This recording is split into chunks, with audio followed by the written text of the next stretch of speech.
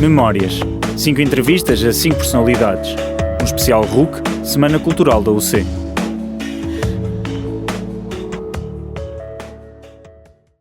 A RUC e a Universidade de Coimbra juntam-se na 19ª Semana Cultural, desta vez para o Projeto Memórias.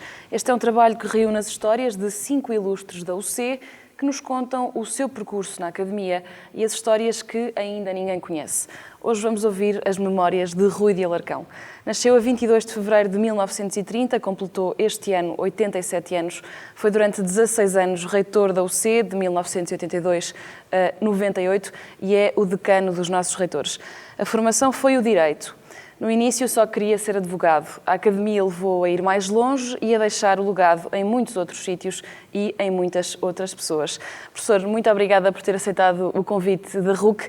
O nosso ponto de partida para esta entrevista é fazer a retrospectiva do valor da universidade a nível institucional, mas sobretudo a nível pessoal. O que eu lhe pergunto é, onde é que estas duas esferas se encontram? Onde é que as formalidades se encontram com o enriquecimento pessoal? Que histórias é que tem para nos contar? Em primeiro lugar, não tenho nada que me agradecer. Eu é que realmente tenho que vos agradecer por se terem lembrado de mim. Eu realmente fui reitor de 16 anos, já tenho 87 anos, é uma provecta idade, mas enfim, continuo muito interessado ainda pelas coisas.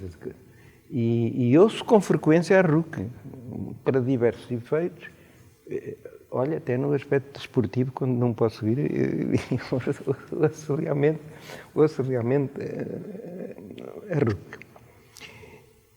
E, aliás, começando pela história, o Dr. Mário Soares, uma vez que veio cá visitar a Universidade de Coimbra, pôs o problema de ir à RUC, numa altura em que a RUC não estava legalizada. Não é?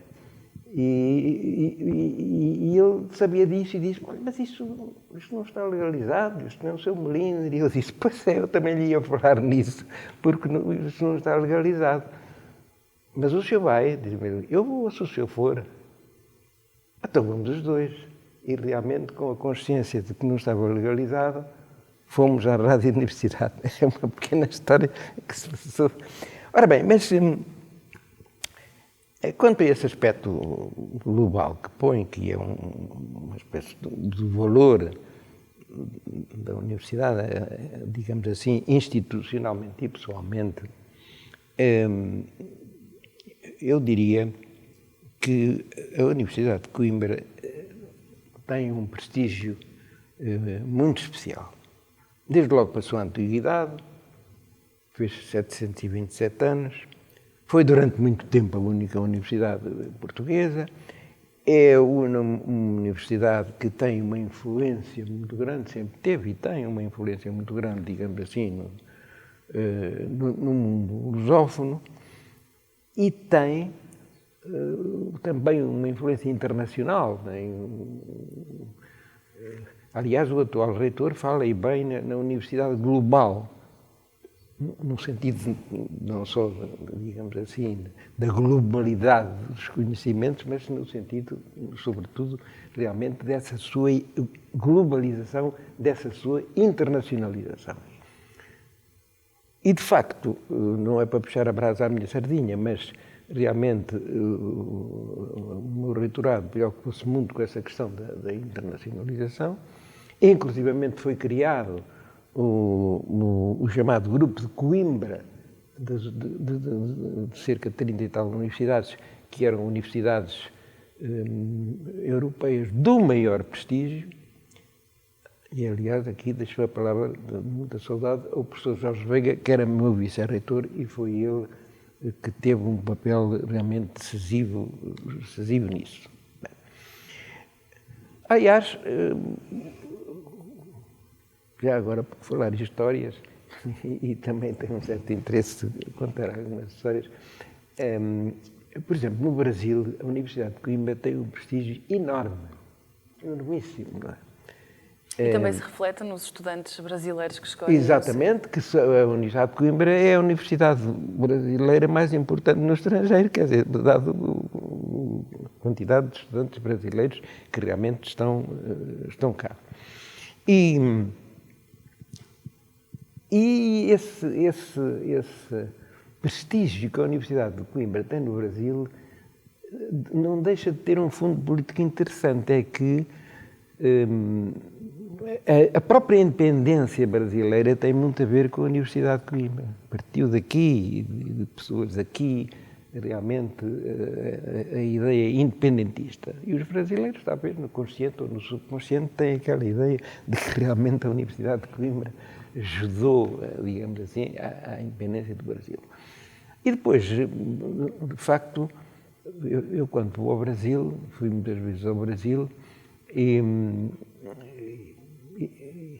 e há um carinho especial que eu encontrei que não, enfim, tinha a argúcia suficiente para perceber que não era o carinho dedicado ao professor Rui Alarcão, era o carinho dedicado ao reitor da Universidade de Coimbra. Aliás, até petit histoire, fui uma vez com o reitor da Universidade de Lisboa ao Brasil, nós os dois. Pronto. E ele, no fim da viagem, ou a certa altura, dizia assim: nunca mais venho ao Brasil consigo. Então porquê? Porque quando eu venho ao Brasil comigo, sou muito bem tratado e tal. Mas quando consigo, ligam-lhe muito mais assim que a mim. Quer dizer, ora bem, isto foi uma graça, mas de facto há uma ideia, eu sempre ter recebido no Brasil, de uma forma, e noutros sítios e tal. Por exemplo, Cabo Verde também temos uma relação muito estreita com Cabo Verde, que agora tem a universidade, na altura em que eu era reitor não tinha, e fui lá muitas vezes, e por exemplo, era reitor há pouquíssimo tempo, quando lá fui.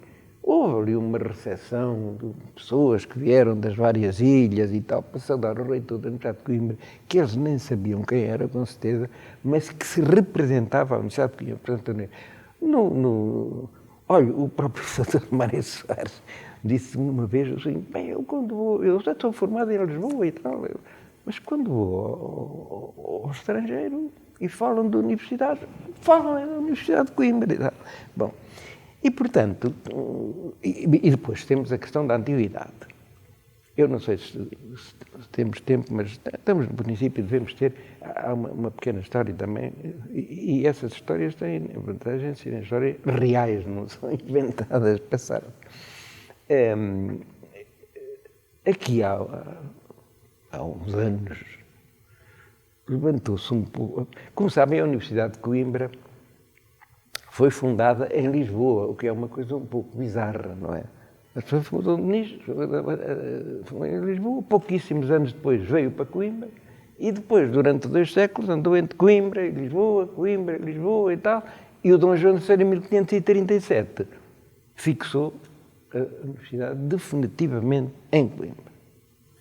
E a tese que nós temos sustentado sempre foi a de que a universidade fundada por Dom João III em Coimbra era a universidade que tinha nascido em Lisboa e que tinha andado a variar entre Coimbra e que agora radicou-se ali.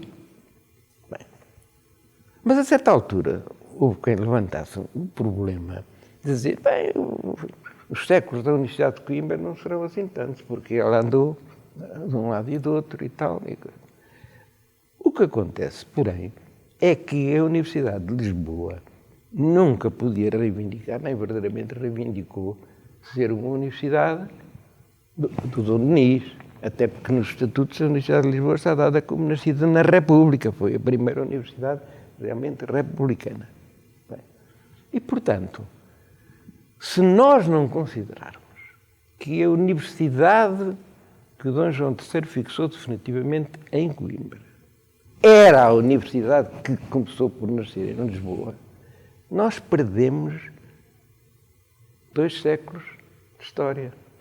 Porque a Universidade de 1537 não é a de Lisboa, é de Coimbra. A de Lisboa é da República.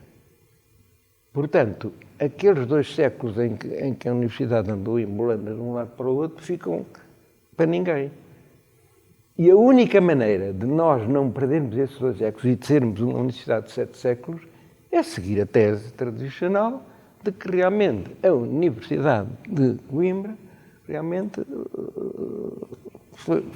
foi afundada em Lisboa e é a partir daí que se conta e, portanto, tem 727 anos.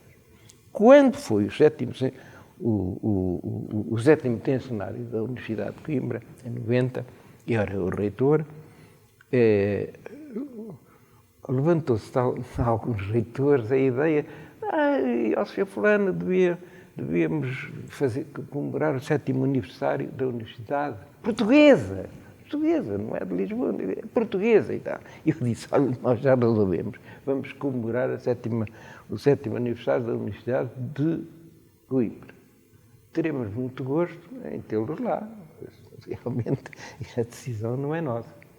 E o Dr. Mário Soares contribuiu para isso, porque quando eu o fui convidar para vir aqui, e lhe dei conta dessa história, e ele perguntou, mas que é isso dos 7 séculos? Eu expliquei aquela coisa toda, e ele disse, e estava por acaso o reitor da Universidade de Lisboa, disse, eu vou a Coimbra comemorar o 7º centenário da Universidade de Coimbra. E acho que você dizer, deve ir e tal. Pronto.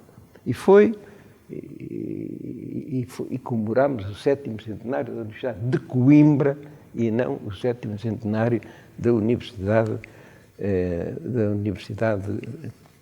Portuguesa. Eu, aliás, tive todo o cuidado de não me lindrar realmente o reitor e até dito de Lisboa e destaquei nesse discurso que tive muito cuidado em fazer por causa desses melindres todos, disse assim, e destaquei o reitor da Universidade de Lisboa, são meus colegas, e destaco o reitor da Universidade de Lisboa.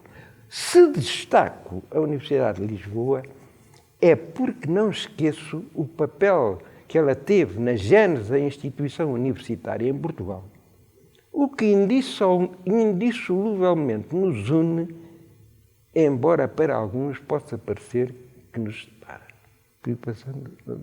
E, portanto, correu isto muito bem, mas quando se diz que é a universidade mais antiga e tem 7 séculos, há uma tese historicamente fundada e pragmaticamente a melhor, porque senão ficaríamos uma universidade de 5 séculos em vez de uma universidade de 7 séculos. Ora bem, mas isto, portanto, a Universidade de Coimbra é uma universidade que tem um prestígio enorme. Eu não valorizo excessivamente estas coisas, não sou muito de rankings, não estamos a ver, isto não é nenhuma competição, que eu fiquei primeiro, que eu fiquei segundo. É preciso relativizar essas coisas. E a história da Universidade de Coimbra tem momentos áureos, tem luzes, tem sombras, como em tudo, não é? Tem as suas debilidades, evidentemente, como todas, mas tem um prestígio muito grande a nível nacional, tem um prestígio muito grande a nível lusófono, tem um prestígio muito grande a nível internacional, e não é mau que a gente se orgulhe desse prestígio, dessa situação. Falou também, penso eu, do ponto de vista pessoal. Sim. Bem, pessoalmente, eu pessoalmente nasci em Coimbra. Vivi sempre em Coimbra. Formei-me em Coimbra. Doutorei-me em Coimbra. Fui catedrático em Coimbra. É medalhador da cidade de Coimbra. Medalhador da cidade de Coimbra. É medalhador, é verdade, e não só. E portanto, realmente tenho uma ligação efetiva. E fui reitor 16 anos, vejam lá, eu pensava que vinha para 4 anos. Foi por isso até que eu mantive sempre que eu dei sempre aulas. É um orgulho muito que eu tenho, um orgulho grande que eu tenho. Os reitores estão dispensados de dar aulas. E se derem aulas, não ganham nada mais com isso, mas podem dar aulas. Mas eu, que sempre gostei muito de ser professor, não é? E que não pensava demorar-me tanto tempo, não é? Dei sempre aulas durante estes 16 anos. Primeiro o curso geral, depois tive de deixar o curso geral porque era uma licenciatura, imensos alunos, e passei para o curso complementar, para mestrados e pós-graduações, porque era mais compatível, mas, portanto, sou muito ligado à Universidade de Coimbra por estas razões que facilmente se compreendem. Pegando nestas histórias que nos contou, que envolvem personalidades políticas, enquanto o professor ainda era só um académico, se pudermos dizer só um académico, o professor tinha a intenção de politizar a universidade enquanto reitor, mas de integrar o pensamento político e a cidadania na academia, afastado de cores políticas. É assim? É assim. Eu, na altura, disse, num discurso qualquer, disse, é preciso politizar a Universidade de Coimbra. Foi numa altura também que eu disse, o reitor é um político. Isso apareceu em caixa alta numa revista. E eu lembro quando cheguei ao Conselho de Reitores no dia seguinte, o reitor é um político. Eu disse, sim. Deve-se politizar a Universidade e o reitor é um político. Eu não estou aqui para administrar a Universidade, para fazer...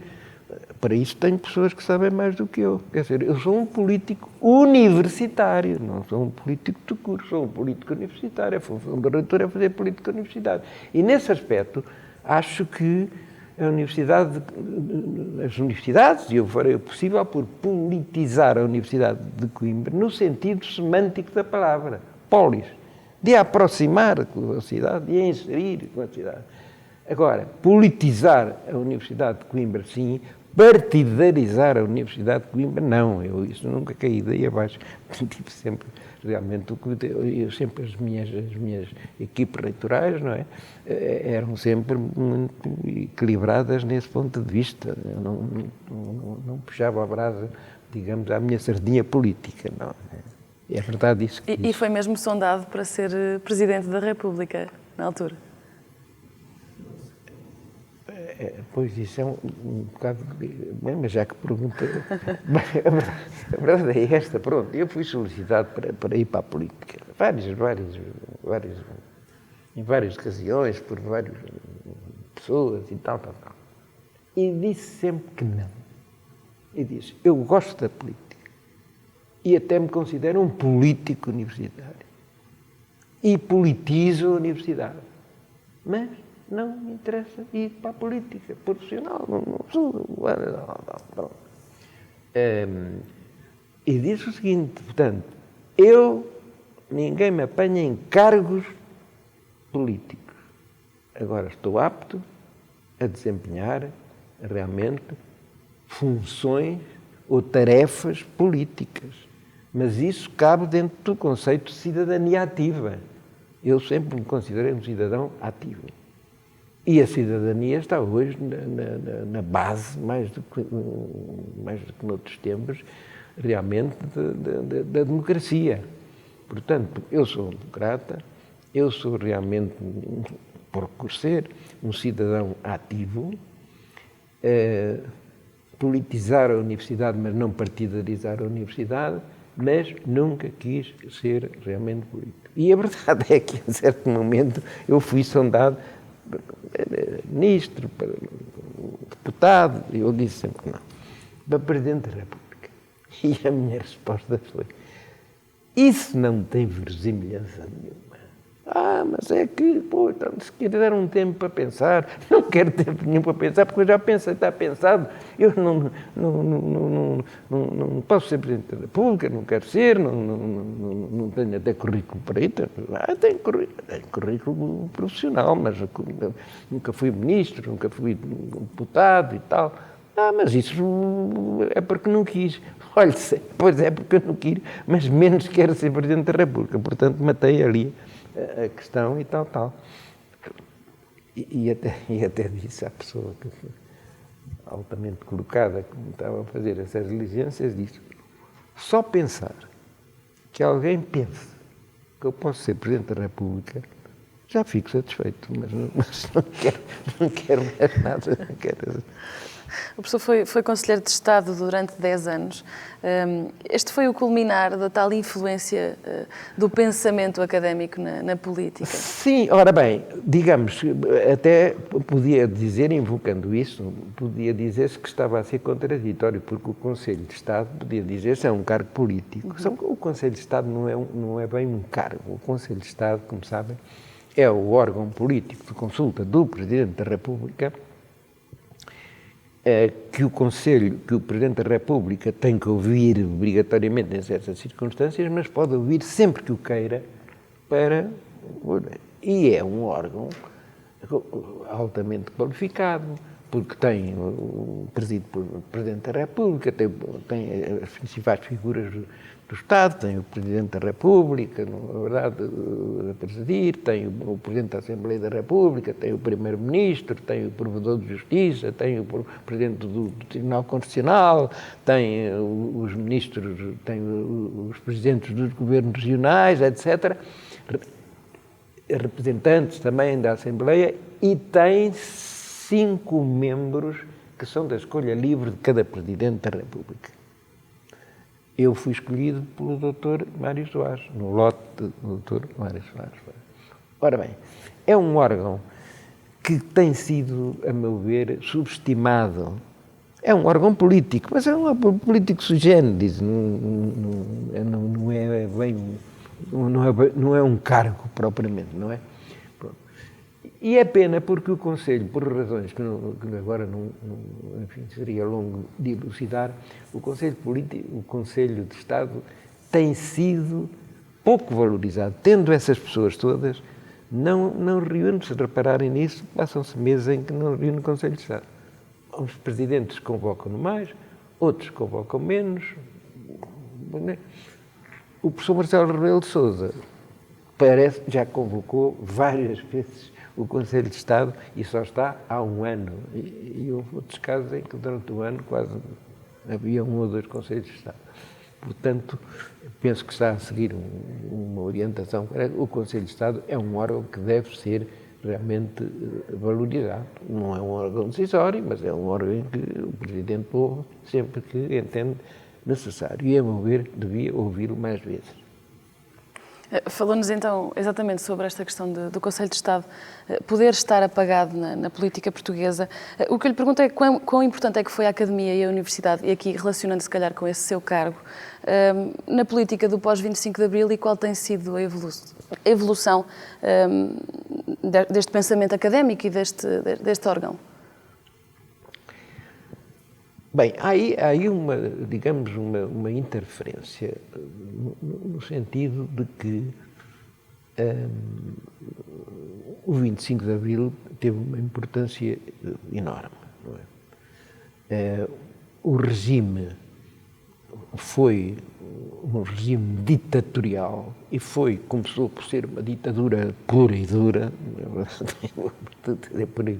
depois foi-se atenuando, foi abrandando, mas nunca deixou de ser um sistema autoritário e mesmo autocrático, e, portanto, não democrático, no sentido em que, eu acho que uma democracia digna desse nome deve ser um sistema de eleições livres e justas, primeira coisa, mas não deve ser isso apenas. Deve ser um sistema que respeite os direitos fundamentais e um sistema que tenha uma democracia participativa, em que os cidadãos participem, em que todos participem, digamos assim, na res pública, na coisa pública. Só com essas três características é que temos uma democracia, enfim, de intensidade, porque a democracia há vários graus de democracia e dentro de vários modelos e tudo, mas uma democracia tripartida assim é que é fundamental, que não era o antigo regime, obviamente, bem, e que o 25 de Abril permitiu realmente estabelecer esse regime. Naturalmente sou um abrilista nesse sentido e facto. Ora bem, e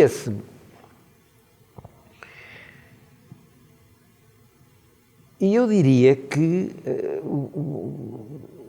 a Universidade contribuiu para a instauração desse regime. Portanto, o regime foi-se amaciando, foi perdendo a força que tal. Mas, por exemplo, as duas as duas grandes crises de 62 e 69, tiveram um papel muito importante nesse aspecto. Como tiveram depois influência realmente até nas próprias Forças Armadas, tudo isso teve uma... Eu vim há dias aqui participar numa coisa organizada pela República dos Galifões sobre a crise de 64. E se me permitem, vou transcrever aqui 2 ou 3 coisas que realmente eu disse lá, em que a chamada crise de 62 é inquestionavelmente uma das mais importantes, até porque teve uma dimensão não propriamente corporativa, mas acentuadamente política. De facto, tem havido crises universitárias, enfim, e não universitárias. A crise é uma coisa que está instalada. Mas há muitas crises universitárias que foram crises corporativas, por motivos de exigência disto ou daquilo, a questão das propinas, por outras questões de serviços sociais, etc., coisas várias. Esta crise de 62, na verdade, como a crise de 64, não é? Foram crises eminentemente políticas, crises que colocaram, que estavam contra realmente o regime e, portanto, tiveram uma dimensão política extremamente importante.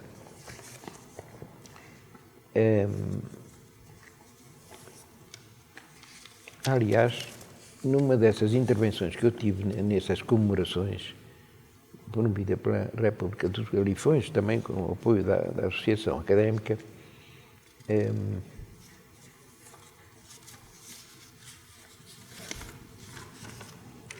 eu falei de alguma coisa que tinha a ver com a pergunta que me fez.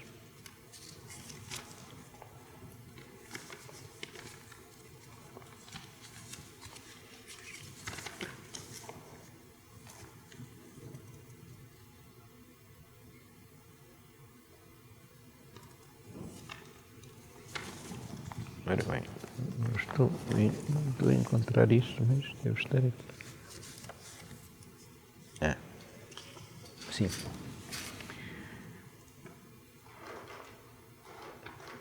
Eu salientei, por exemplo, isso, que vai no sentido da pergunta que me fez. Portanto, a democracia, uma democracia de alta intensidade, ou uma democracia de qualquer maneira que não é de baixa intensidade, deve ter aquelas 3 características que eu realmente apontei. E entre essas características conta-se, de facto, a democracia participativa. Eu não defendo a democracia participativa como substitutivo da democracia representativa. A democracia representativa é uma aquisição extraordinária do ponto de vista político. Agora, não é substituída, mas deve ser complementarizada por uma democracia realmente participativa. Ora bem, isto, o 25 de Abril teve naturalmente uma grande importância em variedíssimos planos da vida nacional e também, obviamente, na vida universitária. Na vida universitária, no mundo universitário, há 2 aspectos fundamentais da democratização da universidade. Um diz respeito ao acesso à universidade e o outro à governação dela. Reparem que nos 40 e tal anos do 25 de Abril, a frequência da universidade aumentou quase 10 vezes, quase decuplicou, 9 vezes. Havia, na altura, 40 mil estudantes e agora há perto de 400 mil. Isso significa realmente uma grande abertura à frequência da universidade, um alargamento. Claro que tudo isso tem custos, isso não tem só aspectos positivos, porque que realmente haja hoje 10 vezes mais de estudantes na universidade é uma coisa em si boa e é uma expressão democrática, não é? Embora, às vezes, a relação entre a quantidade e a qualidade é uma relação melindrosa, não é? Portanto, às vezes determina uma certa baixa de qualidade que é preciso reagir contra isto. Não quer dizer que não haja realmente alunos fantásticos e até agora com os novos meios que há tecnológicos até se pode ser ou ir mais longe do que ia noutros tempos. Ora bem, mas mais importante do que não sei se é mais importante, mas muito importante também é a democracia no governo da universidade, na governação da universidade, na governança da universidade, como hoje se diz. Fala-se muito do termo governança como se fosse um termo novo, mas ele é um termo clássico até, mas acho que está bem, é governança. Ora bem, e aí o diploma mais significativo que nós temos é o RGES, o regime das instituições jurídicas, das instituições do ensino superior, regime jurídico das instituições do ensino superior. E esse diploma, que tem muita coisa boa, que teve muita coisa boa, todavia, a meu ver, e não só a meu ver, mas eu estava na Câmara, no Conselho Superior de Educação, quando isso foi feito, e contribuí, juntamente com o professor Adriano Moreira e mais 2 colegas, para fazer um parecer sobre... E fizemos bastantes críticas, realmente, a esse regime. E uma delas sobreleva as outras, que é que o RGES diminuiu claramente a democraticidade da universidade. No tocante, por exemplo, à eleição do reitor e à participação dos estudantes. Reparem que eu fui eleito reitor por uma assembleia que tinha 50 e tantos estudantes. O reitor hoje é eleito pelo Conselho Geral, que tem 35 pessoas. E o Conselho que me elegeu, a Assembleia, tinha 150 ou coisa que vai. Bem, isto não tira nenhuma legitimidade formal. Realmente, o reitor que está foi muito bem, que aliás, enfim, tenho muito apreço pela atuação dele e tal. Mas o que significa é que realmente houve deliberadamente uma ideia de cercear, de diminuir a democraticidade. E os alunos foram quem sofreu mais parte disso, não é verdade? A participação no Senado, nessas coisas todas, havia uma grande participação dos estudantes. Eu até lhes disse a vários presidentes da Associação Académica, vocês preparem-se para qualquer dia, realmente isto vai para trás, isto vai recuar, não vai avançar, isto vai recuar. Devem estar preparados para isso. Agora, não sabia que ia passar de 8 para 80. De 80 para 8, quer dizer, houve uma quebra realmente muito grande. E é uma das reivindicações que a Associação Académica, ainda há dias falei com o Presidente da Associação Académica sobre isso, tem, e que têm os estudantes, e que têm realmente muita razão. Tem que ser revista o problema da participação. Olha, e um outro aspecto, há bocado também falou nisso, um outro aspecto que nós criticamos foi realmente dúvidas e omissões quanto ao modelo e ao regime das fundações, porque pode optar-se no tocante à estruturação e governança da universidade. Falou há pouco nisso, não falou das fundações também? Falámos antes. Exatamente, pronto. Mas talvez possa dizer uma palavra sobre isso. Com certeza. Ora bem, seja à vontade. O magnífico reitor propôs, como sabem, bem, os estudantes estão muito contra as fundações, já houve várias manifestações, e creio que ainda ontem uma e tal. Bem. O senhor reitor propôs, e muito bem, que debatêssemos na universidade esse problema das fundações, se deve ser uma fundação. Bem, eu faço tensão de ter intervenção nesse debate. Estou no meu direito e, porventura, no meu dever. E não tenho nenhuma simpatia pelo regime das fundações. Não sou nada, uma coisa. Mas, enfim, sou democrata e como vai haver um grande debate, eu vou participar nesse debate. Pode ser que ouça razões que me levem a mudar de opinião. Mas não é nada fácil. Não é nada fácil. Não vou agora desmiuçar as razões pelos quais eu defendo isso, mas não, é um regime confuso. É um regime que tem um grande regresso democrático. É muito pouco democrático. O regime fundacional, tal como está estruturado, é muito pouco democrático. Diz-se que dá mais receitas, que dá mais autonomia e tal. Também não estou assim tão convencido disso como claro. Mas, de qualquer maneira, temos que ponderar tudo. Isso uma perspectiva economista ou financista é muito importante, mas não é a única importante. Portanto,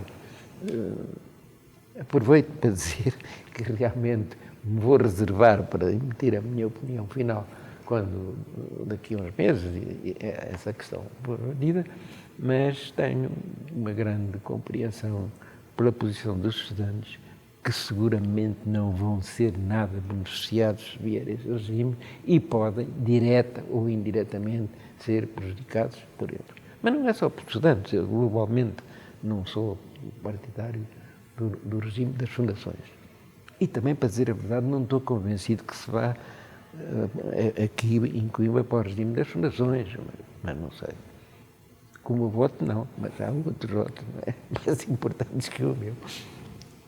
Professor, o professor continua o raciocínio até chegar ao regime fundacional, mas eu gostava de voltar atrás, porque há alguma curiosidade em perceber esta dimensão do professor ter sido reitor em democracia e estudante em ditadura. O que eu lhe queria perguntar realmente é como é que era a sua vida académica, se o professor estava envolvido no movimento estudantil, se estudava muito, esse tipo de coisas.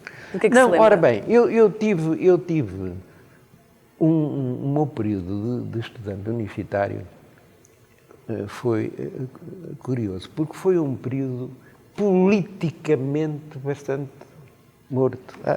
Assim, quer dizer, eu fui um estudante médio, quer dizer, talvez não diga médio, normal, fui um estudante normal, tanto que queria ir para a advocacia, mas depois tive umas notas e depois convidaram-me para aqui, etc. e tal, e ainda quis fazer as duas coisas, mas aqui na altura não se gostava muito disso e fiz a opção pela universidade e parece que não me enganei, não estou coisa. Bem, ora bem, mas portanto, isto vinha a propósito A propósito da sua vida de estudante, exatamente. Bom, portanto, foi uma vida de estudo, eu era bom aluno, mas também não fazia apenas estudo, tinha uma participação em coisas académicas e tal. Como digo, foi um tempo um pouco mortiço, não houve grandes coisas nessa altura, nós não éramos levados a uma politização que já tinha havido antes e que veio a acontecer realmente depois. Portanto, mas tive uma vida académica e numa altura realmente em que até não havia a riqueza da associação académica, que é um caso único, não sei se é único, mas é raríssimo encontrar uma associação académica com o peso e o prestígio da nossa associação. Enfim, é a maior, não sei se já é a maior, mas é a maior porque nas outras está tudo muito disperso. Há federações, que as federações são maiores, mas a federação não tem nada a ver com uma associação académica como a nossa, eleita por sufrágio. Não, portanto, é a maior, é a mais antiga, é a mais prestigiada e não é para o seu sócio honorário da Academia, estou a dizer isso, mas realmente penso na verdade isso e também participei, mas nessa altura a associação tinha menos valências e tinha menos importância. Também, olha, o que havia mais era uma questão que agora se discute muito, que era das praxes, não é? Era das praxes e de facto, eu fui às vezes atingido por as praxes, mas era duro e tal. Uma vez, realmente, até me queriam rapar, mas eu lá fui a uma república, lá tive capacidade argumentativa suficiente para depois dizer: esse caloiro das subtilezas, a minha argumentação lá teve realmente algum peso. Mas foi uma fase relativamente pacífica, diferente de outras, antes e depois, em que houve maior participação. E o professor foi só praxado ou também foi praxista? Hã? Foi as duas coisas? Praxado fui. Praxista... Bem, olha, não me ponha a falar sobre a praxe porque eu estou... Mas isto posso dizer. Eu dizia, no meu tempo, no meu tempo de reitor, no meu tempo de estudante, a praxe era coisa, às 6h30 tocava a cabra e a gente era rapado e tal, e eu só não fui rapado porque me defendi do julgamento e já revelando alguma capacidade jurídica e tal, acharam piada às minhas subtilezas, como eles disseram, e me mandaram embora o tipo e tal. Ora bem, mas é uma ideia que eu sempre disse aos estudantes, é o seguinte: eu não sou contra as praxes, eu respeito as praxes, a Universidade de Coimbra está na base de muitas dessas praxes, tem essas praxes. As praxes não são coisas mortas. Manter a praxe só porque há a praxe que vem não sei de quando, não me interessa nada. A praxe só me interessa como uma coisa viva. E as coisas vivas estão sujeitas a uma lei inexorável, que é a lei da evolução. Tem que evoluir. A praxe no fim do século XIX tinha umas barbaridades que já hoje não tem. E deve dizer-se que, tanto quanto sei, as críticas maiores que vêm à praxe, não é? É de praxes faticadas fora de Coimbra. Não é aqui em Coimbra que há realmente grandes coisas. Agora, o que... Já no outro dia também citei o Sr. Presidente da Associação Académica, já o anterior, dizer o seguinte: a praxe tem que ser repensada. Tem que ser repensada. Não sou agora, venha logo a polícia, não sei o quê, fazer isso e tal, não devemos pôr essas coisas ao princípio, só no fim, se for preciso, mas que tem que haver uma capacidade de explicação do que é praxe. Que tipos de praxes deve haver? Se não é necessário modificar determinadas praxes. E isso tem que ser, aliás, o próprio Duque Sobretanora fez ontem uma entrevista, ontem, e vai lá, dizia realmente umas coisas. Mas, portanto, a verdade é esta. Praxe sim, mas... E esse mas passa, a meu ver, por a Academia de Coimbra, que tem grandes responsabilidades nisso, porque foi a Academia matriz das praxes e tal, disse agora há mais papistas que o Papa copiam aí as nossas coisas que a gente já perdeu e ainda não vão fazer. Mas o que me parece é que era importante, e não deixarei de dar a minha pequena contribuição, se for isso, num sentido, e nunca fui praxista nesse aspecto, não é? Fui objeto de algumas coisas da praxe, mas não sujeito depois dela.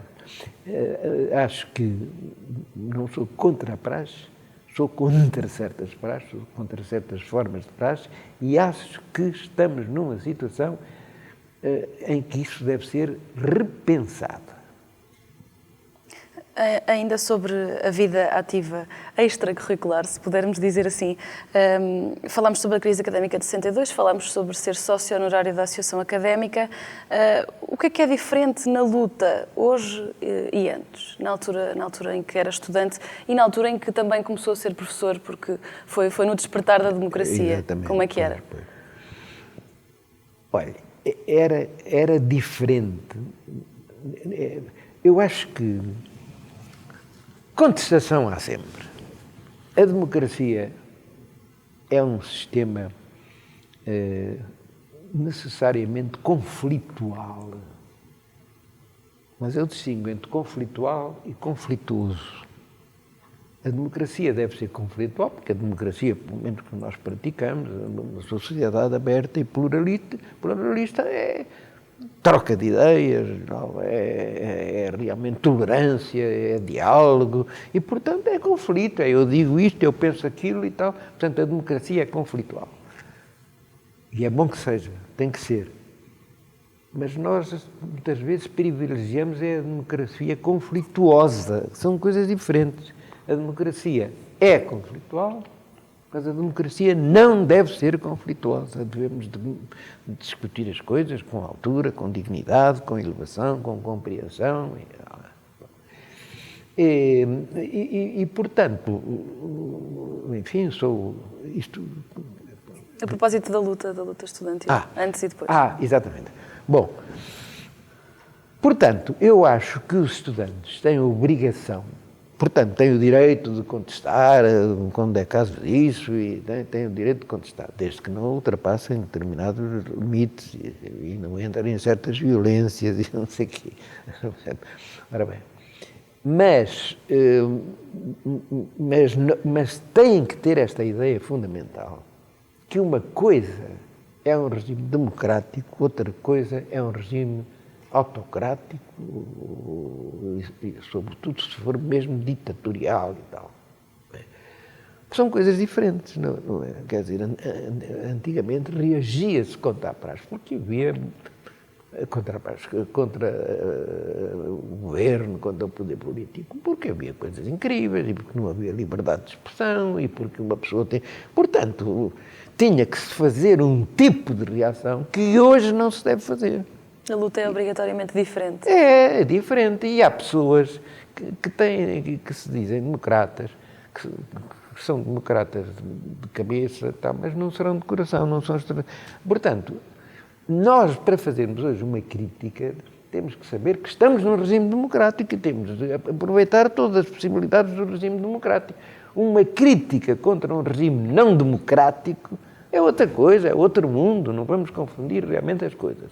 Portanto, deve haver democracia, deve haver a democracia é conflitual, as pessoas são diferentes, têm ideias diferentes, mas nunca, os estudantes e toda a gente, não é?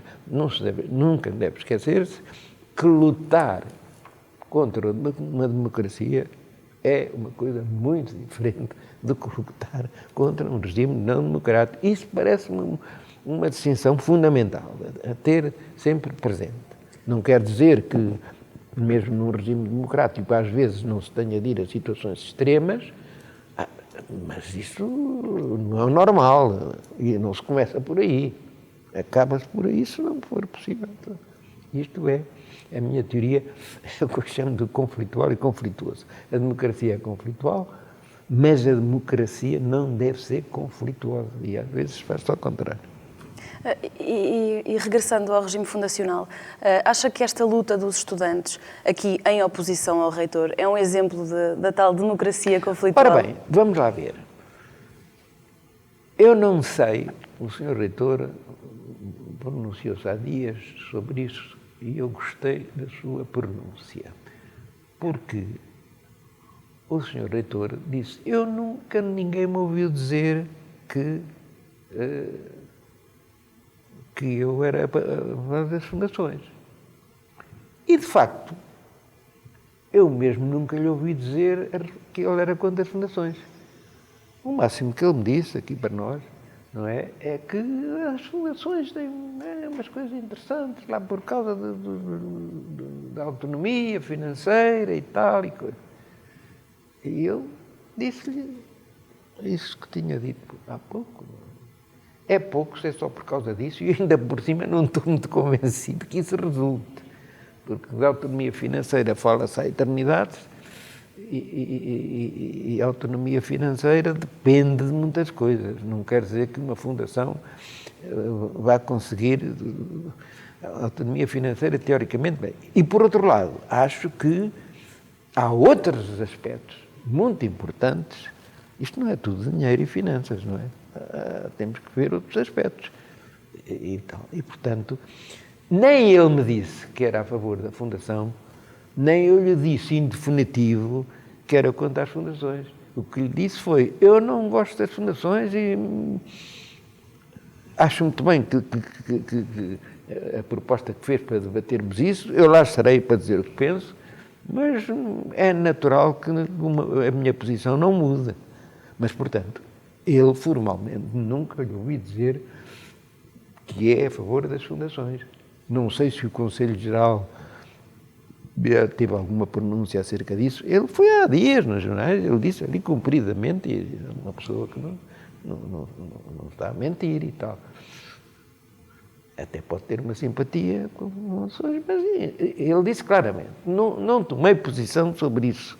E, portanto, o que é necessário é que, portanto, a posição dos estudantes é perfeita legitimidade, porque não vejo que os estudantes sejam beneficiados no que quer que seja pelas fundações e podem ser prejudicados. Portanto, têm o direito de se manifestar, realmente. Agora, sem violências, não é? Quer dizer, não sei se no outro dia houve aqui aqueles distúrbios e não sei o quê, isso não apoio isso, evidentemente, e tal, mas que estão no seu direito, e são, os estudantes são um elemento muito importante na governança da universidade e, portanto, devem ser ouvidos e devem ter... Eu não sou adivinho, nem sou propriamente especialista em futurologia, mas não estou muito preocupado com este problema. Não estou muito convencido que a gente vai para fundações. Mas a casa, a universidade, os professores, os estudantes, o reitor, o Conselho Geral, é que têm realmente que tomar. A minha posição atual não é favorável realmente a isso. A posição final, bem, como democrata, se for debatida, tenho que ouvir os outros. Pode ser que haja alguém que venha com um argumento que me convença e tal. Mas não sou assim muito fácil de convencer. A pergunta que segue já quase a respondeu com o teor das suas respostas, porque já aligeirámos aqui a conversa, já nos familiarizamos consigo, mas a figura do reitor talvez tenha aligeirado ao longo dos tempos, mas é romantizada, se calhar, como uma figura distante, austera até. O professor tentou desmistificar esta ideia da figura do reitor? Olha, eu no outro dia, numa conversa que tivemos, a Camila, fiquei com a ideia de que a Camila achava que eu era um tipo austero, um tipo... E eu disse-lhe, por ser verdade, e para animar, disse-lhe, olha, não é a primeira pessoa que me diz isso, várias pessoas têm dito, você é tão diferente do que eu supunha e tal, e coisa. Pronto. Portanto, é porque eu assumo talvez posições assim. Bem, eu sempre levei muito a sério as funções. Eu acho que uma pessoa em funções, eu acho que um reitor, eu tenho uma relação excelente realmente com os estudantes, que já tinha muito antes de ser reitor. Muito antes de ser reitor. Sempre me dei muito bem com os estudantes. E por isso também é que nunca quis deixar de ser professor, mantive sempre professor, tenho uma relação ótima. Dentro do que eu chamo autonomia responsável, vocês têm a vossa autonomia, eu tenho a minha, nunca fui nem nunca serei um pai ou um tutor do estudante, não, eu tenho a sua autonomia, tinha histórias muito interessantes a contar sobre isso, mas agora não há tempo. E, portanto, respeito inteiramente os estudantes e tenho isso. Mas o que é necessário é que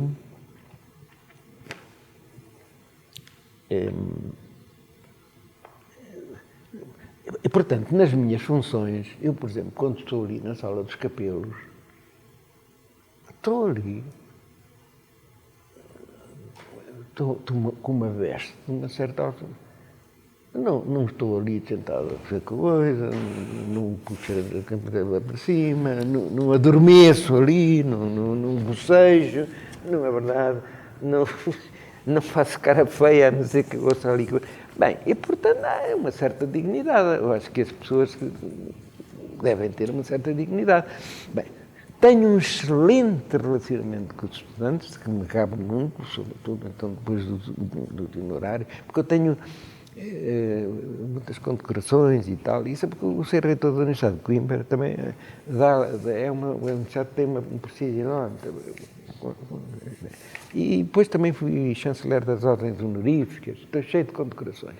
Nunca pus nenhuma. Nunca pus nenhuma. Não gosto daquelas coisas todas e tal, mas gosto de pôr no currículo e tal.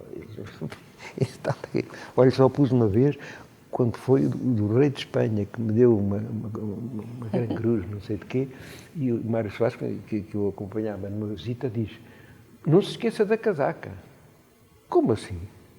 Você, o rei é que vai de facto impor aquilo, é que tem de casaca.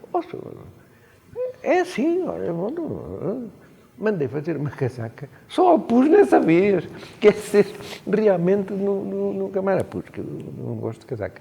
Mas, e portanto, não sou de coisas, condecorações, andar sempre com coisas, e tenho aquelas grandes cruzes, tem aquela fita muito grande e tal. Bem, nunca fiz isso. Mas gosto de ter, que é sempre agradável e tal.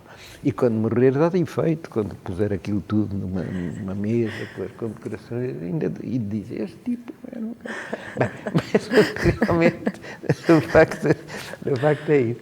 Mas, ora bem, mas isto vinha a propósito realmente portanto, eu, que já me pareceu no outro dia, pelo andar da nossa conversa, que me ia fazer essa pergunta, eu até rabisquei aqui uma coisa qualquer.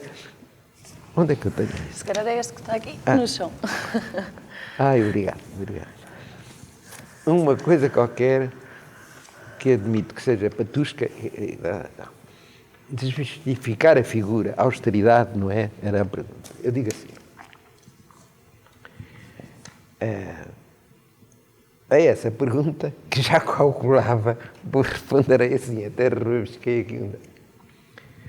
Parece haver gente, seria o caso desta minha cara entrevistadora, que me figura como um homem austero.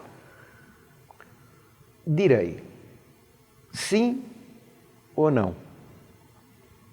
Se, como austero, com austero se quer dizer pessoa severa, rígida, de pouco ou nenhuma flexibilidade, não sou desses. Se com austeridade se quer significar uma pessoa séria, sóbria, rigorosa, que gosta do rigor, talvez eu seja austero. Se isso for compatível com a tolerância, a capacidade de diálogo e o sentido do humor, que eu cultivo bastante. Uma vez um jornalista a perguntar: mas como é que o senhor aguenta ser reitor 16 anos num cargo desses e tal? Eu disse: não, é simples, olha, resistência físico-psíquica e sentido do humor. A gente com isso, claro. Ora bem, e portanto, eu tenho uma certa, posso dar um ar de austeridade, dou pelos vistos e tal, por estar um bocado compenetrado nas cerimónias e, portanto, levar essas coisas a sérias. Porto-me bem, não estou ali a fazer... Bem, mas não sou realmente... Sou um tipo dialogante, sou um sujeito como estou agora a ser, quer dizer, portanto eu direi que não sou austero, digamos assim, no mau sentido da palavra, talvez o seja no bom. E acrescentaria isto, que a austeridade também significa um afastamento das pessoas e tal. E eu pergunto se alguém duvida da minha proximidade com os estudantes, que até me fizeram sócio honorário, sendo, aliás, ao que me dizem neste momento, a única pessoa que ostenta esse título. Respondi bem? Claro que sim. Sobre este eventual distanciamento... Portanto, austero, mas não tropo, como se dizem em linguagem musical. Sobre este eventual distanciamento enquanto reitor que se romantiza, ou que se imagina, pelo menos, em comparação com um professor. O professor já nos contou que escolheu continuar a dar aulas, era uma das coisas que queria continuar a fazer. Agora, sei que tem outro conflito que também lhe importa, que é se a universidade se a missão pedagógica da UC deve ser o ensino e a investigação, ou a investigação e o ensino, porque a linguagem aqui faz a diferença. Olha, esse problema foi debatidíssimo nos estatutos. Eu fui o primeiro reitor eleito democraticamente depois de 67 anos de reitores nomeados. Pronto, e tenho orgulho nisso. E depois elaborámos os primeiros estatutos. E nessa questão dos estatutos aparecia a questão do ensino e da investigação. Eu tinha dito ensino e investigação. E depois houve quem dissesse, não, deve ser investigação e ensino e tal. E eu defendi a opinião contrária, que prevaleceu largamente. Disse, olha, esse problema parece-me um problema, é um bocado um falso problema. A universidade tem que fazer investigação e tem que fazer ensino. Bom. Agora, o que é que se põe primeiro? Bem, eu acho que normalmente a gente diz ensino e investigação. Por outro lado, a universidade não forma investigadores, necessariamente. Forma profissionais.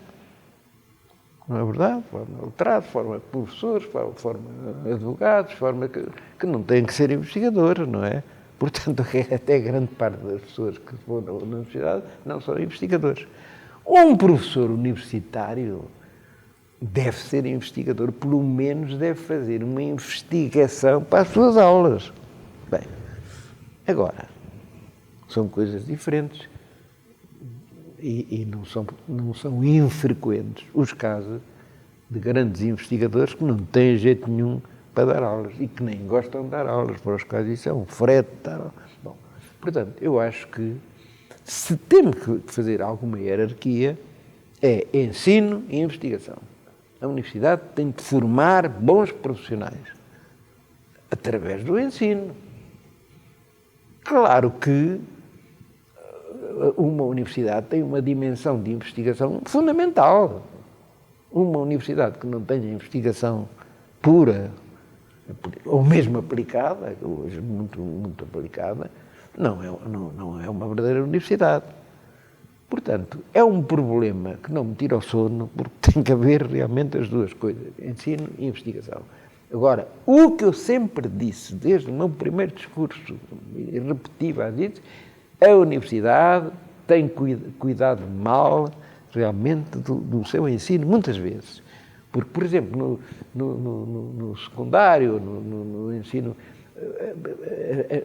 as pessoas atribuem muita importância ao ensino e dizem, quando chega à universidade, a pessoa já não precisa de ser ensinada e tal, precisa de investigar e tal. Bem, isso não é verdade. A pessoa precisa de ser ensinada, porque realmente toda a gente sabe, por exemplo, que um bom professor cativa os alunos, ensina os alunos lembram-se dele, os alunos contribuem. Bom, eu não é que dizer que eu seja um bom professor, mas vários antigos alunos e tal me dizem as suas aulas, não sei o quê, tá, pronto. E, portanto, eu diria que estão no mesmo plano. Prefiro que se chame ensino e investigação, porque a universidade é uma instituição, não é, de ensino superior.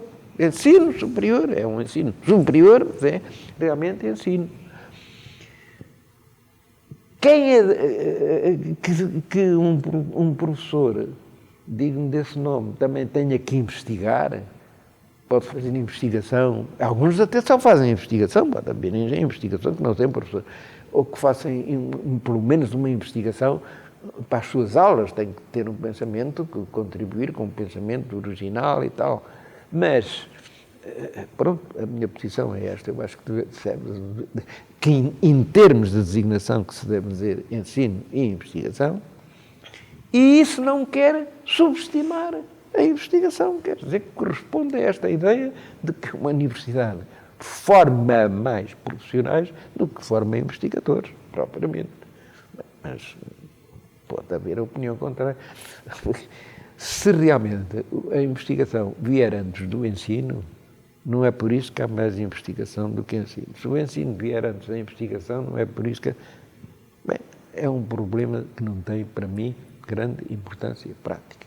Mas que se deve cuidar do ensino e que muitas vezes na universidade se descuida o ensino a propósito da investigação, ou invocando a investigação, o professor diz, eu estou a investigar isto e tal, de maneira que dou a aula de qualquer maneira, vai lá um assistente na aula, mais não sei o quê, isso é mau. Olhando agora para trás, missão cumprida enquanto professor? Professor ou investigador? Não, professor coisas. ou reitor?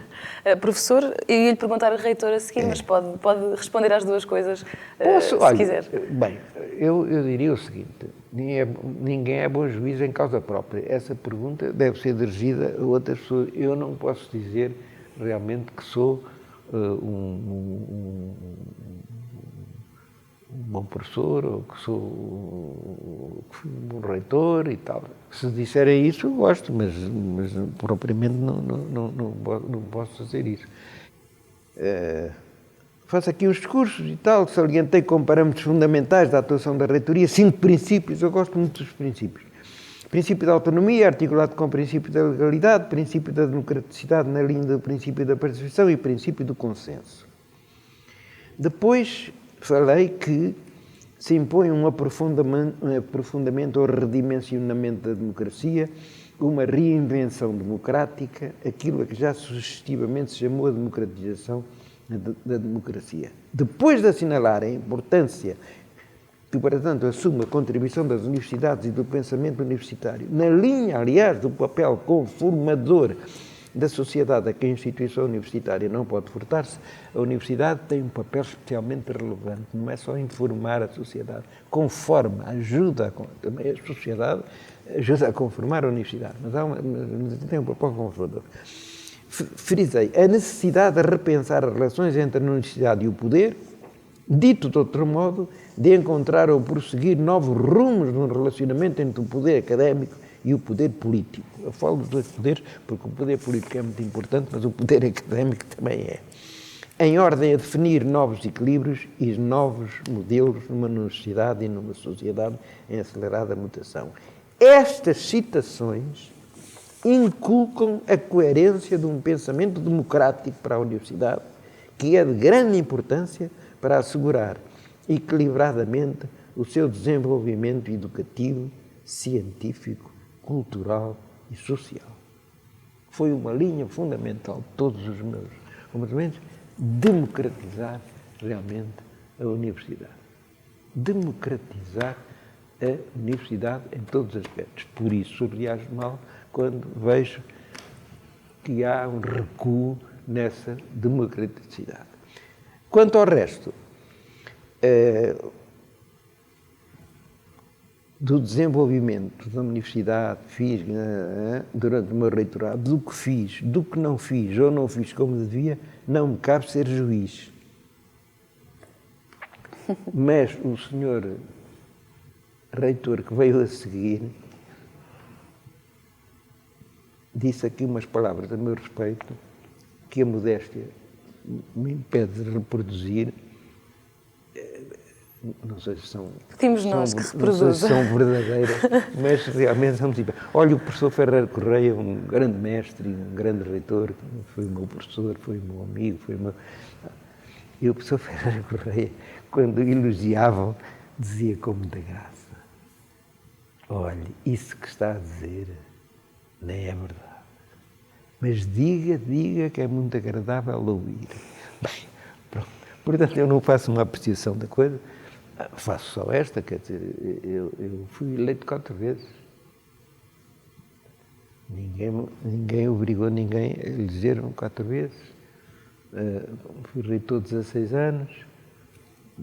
Foi nessa altura que, se fizer, quando vim para cá, não havia polos nenhuns, praticamente. Em terraplanagens havia, tal. Aí, a doutora Teresa Mendes teve um papel relevantíssimo e tal, mas ela dizia, mas eu trato da parte técnica, o senhor trata da parte política, está bem, mas... Bem. Portanto, a questão do dever cumprido é também um pouco isso. Eu não sou muito ambicioso, quer dizer, não penso, por isso é que eu é Presidente da República. Não sou muito ambicioso. E, portanto,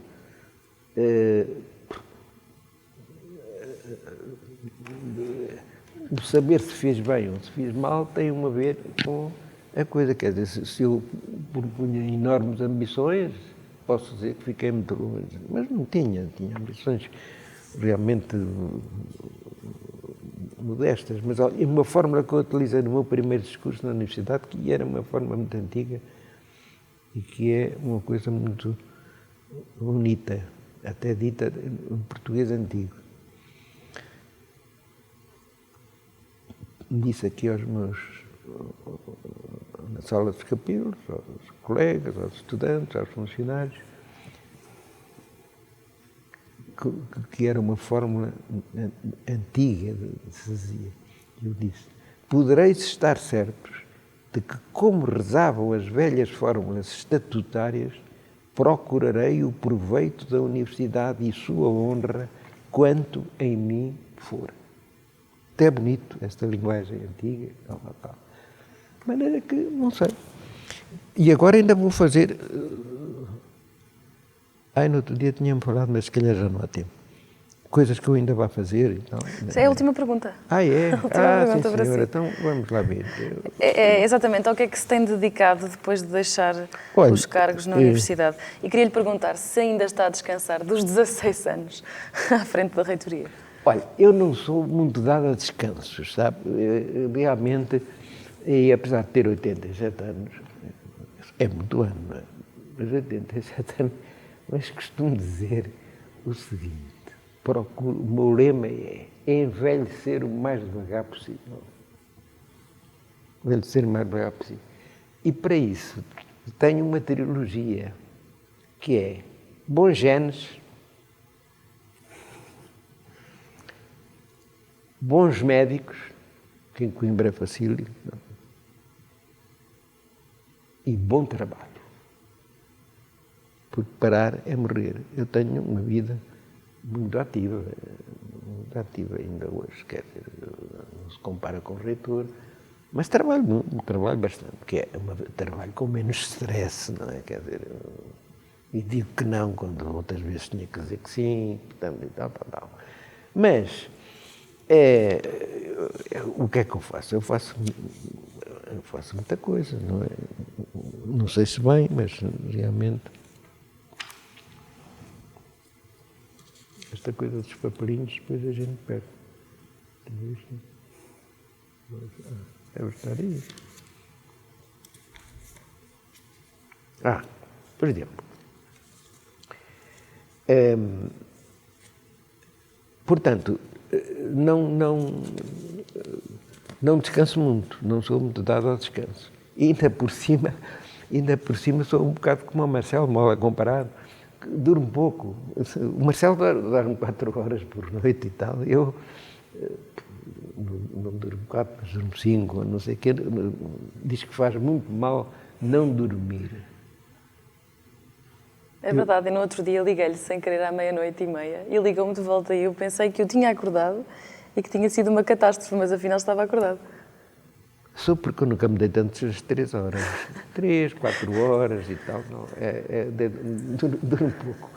Mas durmo depressa, durmo facilmente. E, portanto, quando me dizem que é preciso dormir 7 ou 8 horas, eu digo, meus caros amigos, eu realmente sou a negação disso. E pelo menos aos 86 já cheguei. Bem, portanto, eu queria, para não esquecer, o que realmente se nota um pouco na idade é, às vezes, uma certa memória. Por isso é que eu, às vezes, gosto de trazer as coisas quita para não estar a puxar realmente pela dita memória. Mas isso, realmente, uma vez encontrei um médico conhecido, digo, qualquer dia tenho que consultar, que andei com uns problemas de memória e tal. E ele disse, fez-me o diagnóstico na rua, pode ir ao meu consultório, mas não há remédio para isso. É a idade. Arranje um caderninho de apontamentos. Isso já tenho, então continuo. Bem, tem que se defender um bocado. Ora bem, mas por exemplo, aulas. Eu sempre gostei de ser professor, sempre dei aulas. Continuo a dar aulas agora ainda no Instituto Superior Bissaia Barreto e também dou aulas na faculdade, nos cursos de pós-graduação. Eu agora não posso, como estou aposentado, estou jubilado, não posso dar aulas, mas dou aulas. Tá. E faço conferências, que são uma forma também de aulas e tal, faço realmente muitas conferências, participo os mestrados nesse sentido. Sou jurisconsulto e, portanto, coisas práticas, parceirístico. Eu não fui advogado pouco tempo, depois deixei de ser advogado, mas sempre fiz, não advocacia de barra, de ir a tribunal, não é isso não, mas advocacia parceirística. Mas agora eu faço pouco, porque não preciso de tempo para outras coisas. E depois tenho realmente uma cidadania ativa, não é? Participo em milhentas coisas e tal. Olha, e agora, por exemplo, sou presidente da Comissão Comemorativa do Cinquentenário do Código Civil. É uma comissão, pois o Código Civil faz 50 anos. E então constitui-se uma comissão presidida, uma comissão constituída pelo Presidente do Supremo Tribunal de Justiça, pelo bastonário da Ordem dos Advogados, por o professor Pinto Monteiro, da Faculdade de Direito de Coimbra, e o professor Menezes Cordeiro, da Faculdade de Direito de Lisboa, que eram as únicas faculdades existentes na altura em que se fez o Código Civil. Agora há muitas faculdades de Direito na altura. Bem, e essa comissão é presidida por mim. Porquê? Porque entenderam que devia ser presidente alguém que tivesse sido membro da Comissão do Código Civil. O Código Civil fez 50 anos. Não é? Só há 2 sobreviventes da Comissão do Código Civil. Sou eu e é um outro professor que está bastante mal de saúde. O presidente fui eu, porque realmente era o que estava válido e tal. E isso também me ocupa muito tempo, mas é uma tarefa agradável, porque realmente eu entrei para o Código Civil muito novo, tinha 27 anos, era o menino entre os doutores. Mas não entrei como membro da comissão, entrei para adjunto do professor Manuel de Andrade, que é um grande jurista e tal. O professor Manuel de Andrade, eu era assistente dele. Entrei e o professor Manuel de Andrade morreu pouco tempo depois. E o professor Varela, que eu também tinha sido assistente e que era ministro da Justiça na altura, disse, não, você é que fica agora a substituir a tornada. Eu apanhei um susto e disse, não, fica. E o presidente da comissão também insistiu. E lá fiquei. Por isto é que eu sou muito novo e por isto é que ainda sobrevivi ao Código Civil. E agora tenho mais esta coisa. Portanto, faço muita coisa e sou muito solicitado, essas conferências, participação nisto e tal. Olha, agora, ainda ontem fui a um congresso dos notários em Lisboa, amanhã volto realmente para Lisboa, no outro dia tenho a comissão do Código Civil, depois tenho aqui mais umas conferências, em cá também, a Associação Académica, também tenho muitos contactos com a Associação Académica e tal. Olha, não me aborreço. E a minha ideia é que, enquanto me sentir válido, realmente vou fazendo o possível. E fico também sensibilizado, realmente, quando se lembram de mim, por exemplo, para coisas como isto. E, portanto, muito obrigado Obrigado, Muito nós. obrigado pelo convite, obrigado especialmente, naturalmente, à entrevistadora, obrigado também e aos participantes. Foi um grande gosto. Igualmente. Se a entrevista ficou boa ou não sei, mas se não ficou, a culpa é minha. A nossa conversa fica hoje por aqui. Foi um prazer tê-lo aqui connosco. Muito obrigada por ter vindo. Esta é a primeira entrevista que vamos difundir na Rádio Universidade de Coimbra e em versão vídeo em parceria com a UC. Apresentamos assim o projeto Memórias, 5 semanas, com 5 personalidades da Universidade de Coimbra. O próximo convidado é José Gomes Canutilho. Ouça nas próximas 4 quintas-feiras, sempre às 21 horas, nos 107.9 ou em RUC.fm.